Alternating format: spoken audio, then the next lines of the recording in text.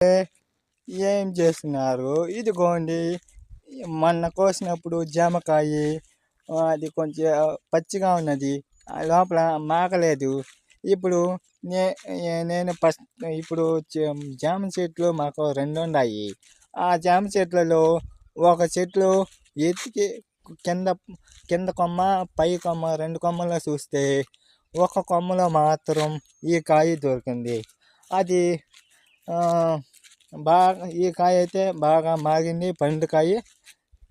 ఇంకా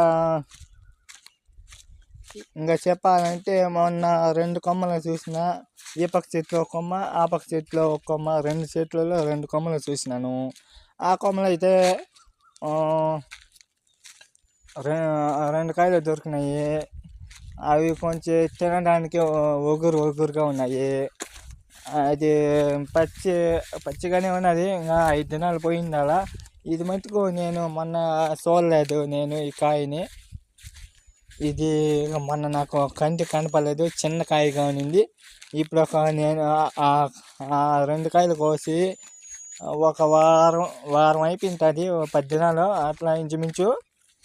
ఇప్పుడైతే ఈ కాయ నేను ఇప్పుడు ఉందా లేదా అని డౌట్గా చెట్టు దగ్గరకు వచ్చి ఈ చెట్లో చూసిన, ఆ చెట్లో చూసిన, ఇక్కడ ఫస్ట్ చెట్లు అయితే కాయ అనేది నాకు జాంకాయ కాడ ఆకు అడ్డంగా ఉన్నింది. ఆకులు ఇట్లా పైకి లేపి చూస్తే ఒకే చిన్న కొమ్మ కాడ ఉన్నింది కాయ.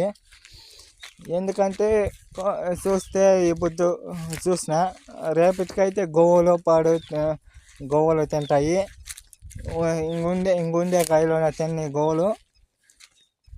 ఇది మన కోసం అయితే పచ్చికాయలు కాబట్టి గోవులు తినలేండి. ఇదైతే పండుకాయ బాగా తేరిండే పక్కన కాయ కాబట్టి ఇదైతే తినగలుగుతాయి గోవులు. ఈరోజు కోయకుండా నేను రేపు మొన్నటికి కోసింటే కంపల్సరీ గోవులు అనేవి తిని అవిటికి కడుపు నిండాలి కదా, మనకు కడుపు నిండినట్టుగా. అలాగనే ఇప్పుడు ఇంకా ఉన్నాయి మా చెట్లో కాయలు. అవి నేను ఒక కాయ తింటే అవి ఒక కాయ రెండు కాయలు తింటాయి. అవి పచ్చికాయలు తినవు. కొంచెం బాగా తేరితే లేదా కొంచెం ఇట్లా దోరగా ఉంటే ఇంచుమించు తింటాయి. లేదంటే ఈ మామూలు తినాలంటే ఇలాగ మాగినాకనే తింటాయి గోవులు. వీటికి ముక్కు